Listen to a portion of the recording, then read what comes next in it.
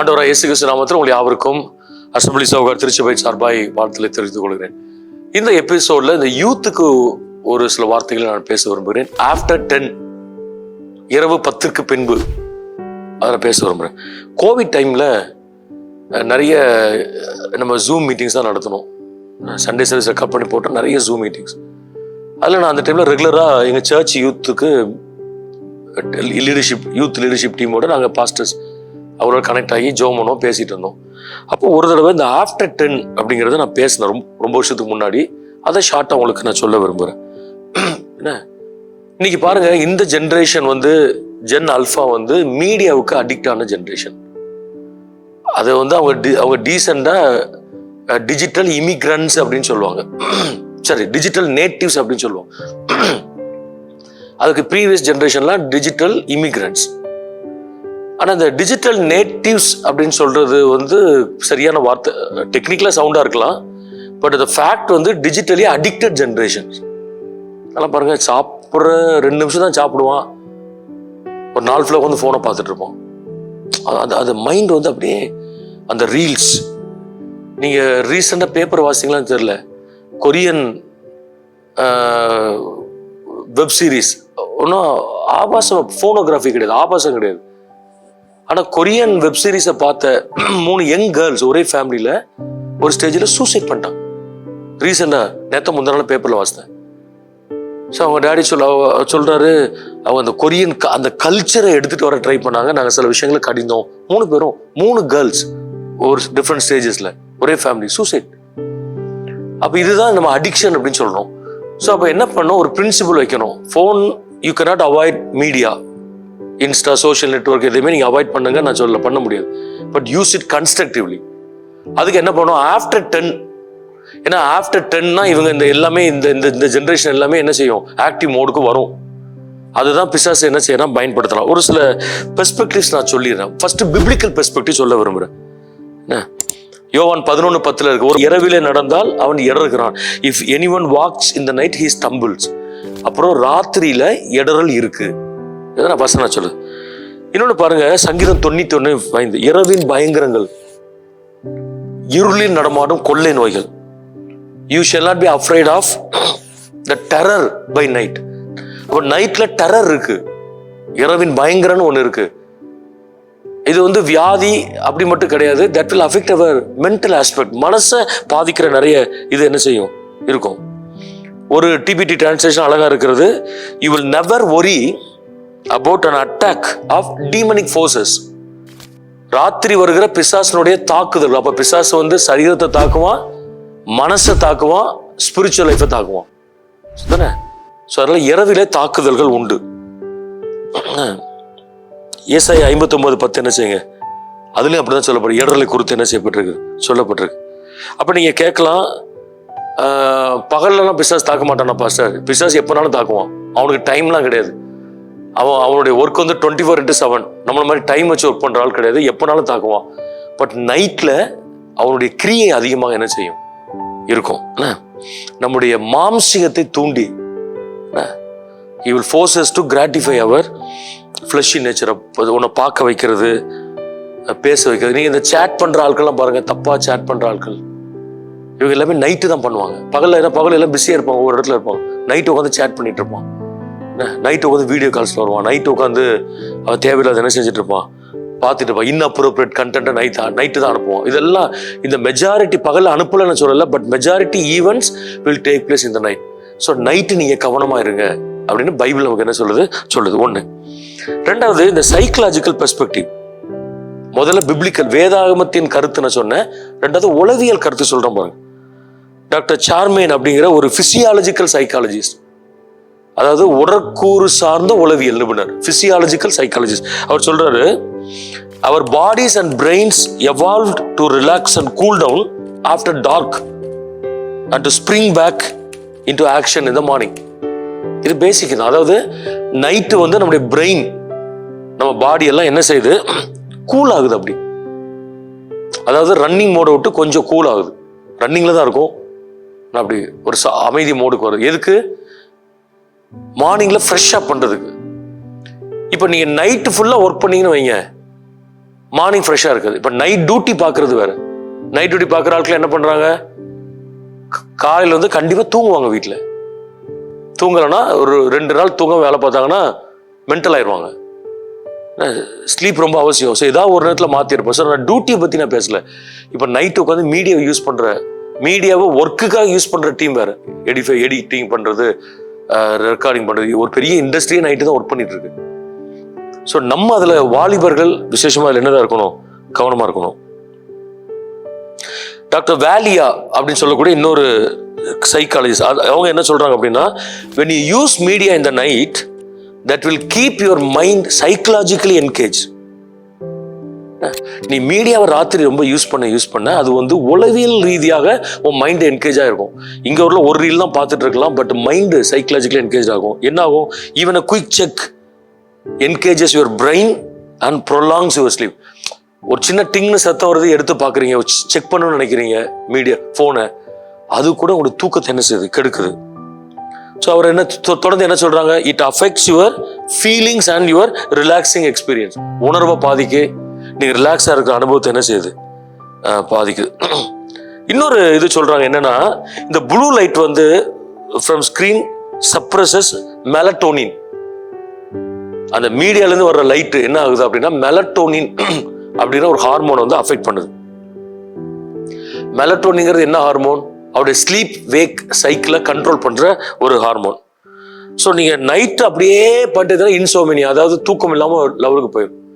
அதனால தான் இப்போ என்ன சொல்லுவாங்க, நாங்கள் அந்த ஸ்க்ரீன் எங்களை பாதிக்காத கண்ணாடி போடுறோம், ஸ்க்ரீன் எங்களை பாதிக்காத ஒரு ஸ்டிக்கர் ஒட்டி வச்சிருக்கோம், அதுக்கு மேலே கிளாஸ் ஒட்டி.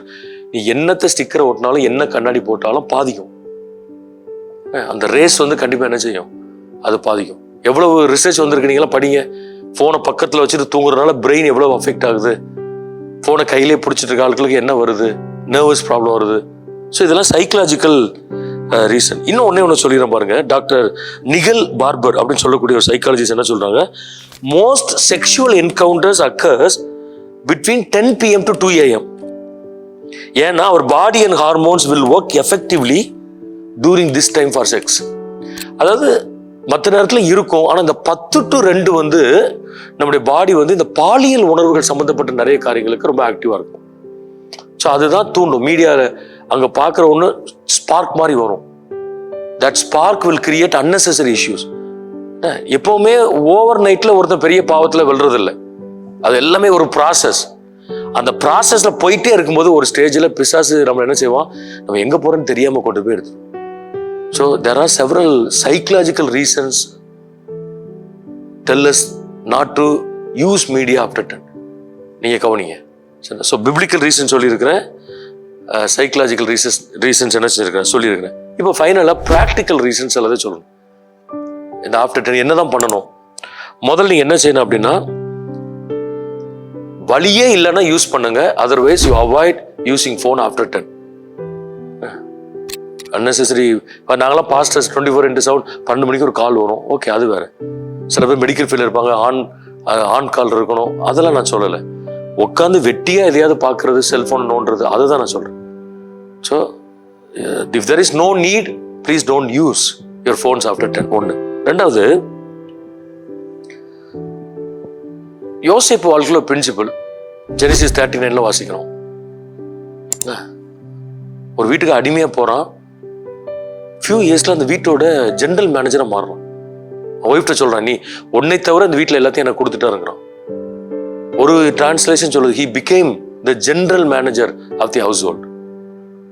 அப்போ அந்த ஷார்ட் பீரியட்ல அவர் அங்கே போனதுக்கு என்ன ரீசன் அப்படின்னா, he was focusing on hard work. எதையாவது செஞ்சுட்டே இருந்தார், லேர்னிங் நியூ திங்ஸ். ஸோ யோசிப்பிட்ட கேளுங்க, நீங்கள் எப்படி how to overcome sin. ரொம்ப சிம்பிளாக சொல்லுவார், I have no time to think about sin. பாவத்தை குறித்து திங்க் பண்ணுறது எனக்கு டைம் இல்லைங்கன்னு சொல்கிறேன். அதனால பழமொழி சொல்கிறாங்க, ideal mind is the devil's factory. என்ன, சோம்பேறியான மனசு வந்து பிசாசனுடைய தொழிற்சாலை. நீங்கள் என்ன பண்ணணும்னு தெரியாமல் ஃபேஸ்புக்கு, இன்ஸ்டா இதெல்லாம் அப்படியே உட்காந்து அப்படியே ஸ்க்ரோல் பண்ணிட்டு இருந்தீங்கன்னா டப்புன்னு என்ன செய்யும், பிசாசு பிடிப்பான். அதனால நீங்கள் என்ன செய்யணும் அப்படின்னா, இதை நீங்கள் ரொம்ப கவனமாக இருக்க வேணும். மூணாவது நான் சொல்ல வருது, don't chat with opposite gender after 10. நீங்கள் மேரிட் பீப்புளாக இருந்தாலும் சரி, நான் யங்ஸ்டர்ஸ் மட்டும் கிடையாது, யங் கப்பலாக இருக்கலாம். ஆஃப்டர் 10 வந்து ஆப்போசிட் ஜெண்டருக்கு டெக்ஸ்ட் பண்ணக்கூடாது. ஏதாவது அகடமிக் சம்மந்தப்பட்டது ஒரு வழி இல்லைங்கிறது வேற, அது தப்பு கிடையாது. Unnecessary chat, how are you, hi, இதெல்லாம் ஆஃப்டர் 10 என்ன செய்யணும், அந்த பேட்டர்னே நமக்கு இல்லைங்கிறது தெரியணும். இப்போ ரீசெண்டாக என்னோட இன்ஸ்டா ஃபேஸ்புக்லாம் ஹேக் பண்ணிட்டா, அது வழக்கமாக பண்ணுறது இப்போ குறைஞ்சிருக்காது. யூஸ்வலாக நிறைய பேர் பார்க்கலாம், என்னோட ஹேக் பண்ணிட்டா நீங்கள் பணம் கொடுக்காதீங்க, ரெஸ்பாண்ட் பண்ணாங்களா, ஆட்கள் நிறைய போடுறது பார்க்கணும். என்னோட இன்ஸ்டாவை ஹேக் பண்ணி அதில் இருக்கிற நிறைய லேடி சிஸ்டர்ஸ்க்கு ஒருத்தர் மெசேஜ் அனுப்பிடுறோம், hi how are you, where are you, என்ன ஐ நீட் மணி. அப்போ இந்த பணம் கேட்கறதுக்கு முன்னாடி hi how are you, where are you, I need to talk with you. எனக்கு 2 பேர் ஃபோன் பண்ணாங்க. அதில் ஒன்று பாஸ்டர் பொண்ணு, அங்கிள் உங்கள் ஐடியிலேருந்து ஒரு நம்பர் வருது, நீங்கள் இல்லைன்னு தெரியும், அது யாரோ ஹேக் பண்ணி உடனே செக் பண்ணுங்க. ஸோ நான் உடனே சொல்லி ஸ்டீவ் மீடியா பீப்புளை சொல்லி செக் பண்ணி அதை பிளாக் பண்ணிட்டேன்னு வைங்க. இப்போ பாஸ்டர்லாம் அனுப்பியிருப்பாரோ அந்த தாட்டுக்கே இடம் கொடுக்கக்கூடாதுன்னு நினைக்கிறேன். நான் 50+ இயர்ஸில் இருக்கேன், 53 இயர்ஸ் ஓல்டு தான், அதனால நான் அனுப்பலாம் அப்படிங்கிறது கிடையாது. ஏன் 70+ இயர்னாலும் அனுப்பக்கூடாதுங்கிறேன் நான். ஸோ அப்போ அவங்களுக்கு தெரியுது, கண்டிப்பாக அங்கிள் அனுப்பியிருக்க மாட்டாரு, பாஸ்டர் அனுப்பியிருக்க மாட்டாரு. அப்போ யாரோ ஹேக் பண்ணிட்டாங்களான்னு செக் பண்ணதுக்கு முன்னாடி டெக்ஸ்ட் பண்ணுறாங்க நமக்கு. ஏன் அப்படின்னா அது நம்ம பேட்டர்ன் இல்லை. இவர் இல்லைங்க, இவர் வழக்கமாக சில பேர் இருப்பாங்க, வழக்கமாக அவங்க தேவையில்லாமல் சேட் பண்ணுற ஆட்கள் தான் அப்படின்னா மாற்ற வேண்டிய நிலைமை என்ன செய்யறோம். ஸோ நீங்கள் கவனமாக இருக்கணும். Don't chat with opposite gender.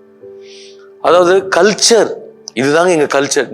நீங்கள் அதாவது நான் சொல்றது நீங்கள் நெகட்டிவாக எடுக்கக்கூடாது. இப்போ ஒரு மெடிக்கல் ஃபீல்டில் இருக்கிறீங்க, நீங்கள் பேசி தான் ஆகணும். இப்போ நீங்கள் டியூட்டி ஆன்கால் டாக்டராக இருக்கிறீங்க, ஒரு நர்ஸ் ஃபோன் பண்ணுவாங்க 1 மணிக்கு, வேற என்ன பண்றது, நீங்க நைட்டு 10 மணிக்கு மேலே லேடிஸை பேச மாட்டோம் அப்படின்னு சொல்ல முடியும். நாங்கள் பாஸ்டர்ஸ் ஒரு அம்மா 12 மணிக்கு ஃபோன் பண்ணி ப்ரேயர் ரிக்வெஸ்ட் சொல்லுது, 10 மணிக்கு மேலே பெண்கள்கிட்ட ஜெபமா பேச மாட்டோமா அப்படிலாம் சொல்ல முடியாது. ஸோ ஒர்க் ரிலேட்டடாக நான் சொல்லலை, சரி, அதை நீங்கள் விளங்கி கொள்ளுங்க. ஜென்ரல் நான் சொல்றேன், avoid chatting with opposite gender. இன்னொன்று, don't express your emotions in the social media. நான் ரொம்ப ஃபீலிங்காக டிப்ரெஸ்டாக இருக்கேன், அதான் இருக்கேன் அப்படி 4 பேர் உங்களுக்கு ஆறுதல் சொல்ல வருவான். என்ன, இந்த 4 பேர்ல 3 பேர் பிசாசோட ஆட்கள் தான். சிஸ்டர் கவலைப்படாங்க, பிரதர் கவலைப்படாங்க, நாங்கள் கூட இருக்கோம். நாங்கள் கூட இருப்போம் உங்களுக்கு எப்படி தெரியும்? 5000 பேர் அக்கௌண்ட்ல வச்சிருப்பான், அடிபட்டுன்னு போடுங்க, டோல்ல அடிபட்டு இருக்கேன்னு சொல்லுங்க, ஒருத்தன் வரணும்னு பார்ப்போம். அவ்வளோ பேரும் ரிப்பு போடுவான், நான் உங்களுக்காக ஜெபிக்கிறேன். யாரோ ஒருத்தன் நியர்பை வாரம் வந்திருக்காங்க இல்லை, அதுதான் நீ சோஷியல் நெட்வொர்க்ல ப்ராப்ளம். ஸோ அதனால அங்கே போய் நெவர் எக்ஸ்பிரஸ் யுவர் எமோஷன்ஸ். வாலிபர்களுக்கு விசேஷமா சொல்றேன், நிறைய பேர் மாற்றுறது அதான். எவ்வளவு நியூஸ் கேட்டாலும் எத்தனை பெண்கள் அப்பாவை மாற்றுறாங்க. உன்னை கல்யாணம் பண்றேன்னு சொல்லி ஏமாத்திட்டான், கம்ப்ளைண்ட்ஸ் போலீஸ் ஸ்டேஷன் போது. ஏன்? அவங்க எமோஷன்ஸை ரிவீல் பண்ணி என்ன செஞ்சிருக்காங்க, பழகி இருக்காங்க. ஸோ அதனால அப்போ நீங்க கேட்கக்கூடாது, நைட்டு 10 மணிக்கு மேலே பண்ணக்கூடாது, காலை 8 மணிக்கு பண்ணலாமா? இல்லை, அது எப்பவுமே பண்ணக்கூடாது. ஆனால் நைட்டு கண்டிப்பாக என்ன செய்யக்கூடாது, பண்ணணும். இன்னொரு முக்கியமான principle, don't follow the concept of exposism. இன்னைக்கு இருக்கிற சோஷியல் மீடியால பாருங்க, இந்த யங்ஸ்டர்ஸ்குள்ள கல்ச்சர் என்னது, எல்லாத்தையும் எக்ஸ்போஸ் பண்ணணும். பாடியை எக்ஸ்போஸ் பண்ணணும், என்கிட்ட இருக்கிற பொருளை எக்ஸ்போஸ் பண்ணணும். நீங்க பாருங்களேன், சாப்பிட்றதுக்கு முன்னாடி ஐட்டம்ஸும் வந்த உடனே அவன் ஜோம் பண்ணி சாப்பிட்ட ஜென்ரேஷன் இருந்தது. இப்போ போட்டோ எடுத்து சோஷியல் மீடியால போட்டுட்டு சாப்பிட்ற ஒரு ஜென்ரேஷன் இருக்கு. உடனே அப்படி செல்ஃபி எடுத்து போட்டு அதெல்லாம் பியூட்டிஃபை பண்ணி போட்டு, அதுக்கெல்லாம் ஆப்ஸ் இருக்கு, அதுக்கப்புறம் தான் சாப்பிட ஆரம்பிக்கிறான். ஸோ இதெல்லாம் கான்செப்ட் ஆஃப் எக்ஸ்போசிசம். எக்ஸ்போசிசம்னா வெறும் பிசிக்கல் பாடியை காமிக்கிறது மட்டும் சொல்லலை, என்கிட்ட இருக்க ஒன்று பாருங்க, என்கிட்ட ஒரு பொருள் இருக்கு என்கிட்ட. அப்போ anything constructive, anything edifying, anything encouraging, anything useful to others you can post in the social media. ஆனால் இதை என்ன செய்யக்கூடாது, பண்ணக்கூடாது. எல்லாத்துக்கும் மேலே உனக்கு கடைசியாக நான் சொல்றேன், நோ யுவர் பவுண்டரிஸ். என்ன, செல்ஃப் இம்போஸ்ட் பிரின்சிபிள்ஸ் தான் உங்களுக்கு வேணும், வேற வழியே கிடையாது. நோ யுவர் பவுண்டரிஸ், பவுண்டரியே கரெக்டாக வை. இதை தாண்டி நான் போகக்கூடாது. எல்லாத்துக்குமே நான் ஆண்டவரால் தெரிந்தெடுக்கப்பட்ட சோசன் வெசல், தெரிந்தெடுக்கப்பட்ட ஒருத்தன், கர்த்தரால் அபிஷேகம் பண்ணப்பட்ட ஒருத்தன், ஆவிக்குரிய சபையில் இருக்கிறேன், நான் கிறிஸ்தவன். இந்த ஆட்டிடியூட், இந்த தாட்ஸ் எப்பவுமே நமக்குள்ள என்ன செய்யணும், இருக்கணும். கர்த்தர் நிச்சயமா என்ன செய்வார், ஆசீர்வதிப்பார். ஜெபம் பண்ணுவோம். ஆண்டவரே, இன்னைக்கு எங்கள் வாலிபர்களுக்காய் சில காரியங்களை நாங்கள் கற்றுக்கொள்ள கிருபை கொடுத்து, அது எங்கள் எல்லாருக்கும் பிரயோஜனமாய் மாற்றித்தாரோம். இந்த கிருபை எங்களை அவரோடு கொடுக்கட்டும். இதை கேட்கிற யாவருக்கு இது பிரயோஜனமாய் மாற்றித்தாரோம். இயேசு நாமத்தில் பிதாவே.